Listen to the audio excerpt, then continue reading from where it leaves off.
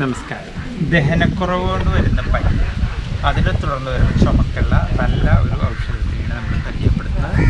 ഇതിൽ വലിയ ആടലോടകത്തിൻ്റെ വേര് 30 ഗ്രാം, കിരിയാട്ട് 30 ഗ്രാം, ചുക്ക് 10 ഗ്രാം, തിപ്പലി 10 ഗ്രാം, 3600 വെള്ളത്തിൽ കഷായം ഇട്ട് 450 ml ആയിട്ട് വറ്റിക്കും. 100 ml വീതം 3 നേരം വെച്ച് ഇങ്ങനെ ഒരു കുറച്ച് ദിവസം തുടർന്ന് കഴിഞ്ഞാൽ ദഹനക്കുറവുകൊണ്ടുണ്ടായ പനി, അതിനെ തുടർന്നുണ്ടായ ചുമക്കെല്ലാം വലിയ ആശ്വാസം.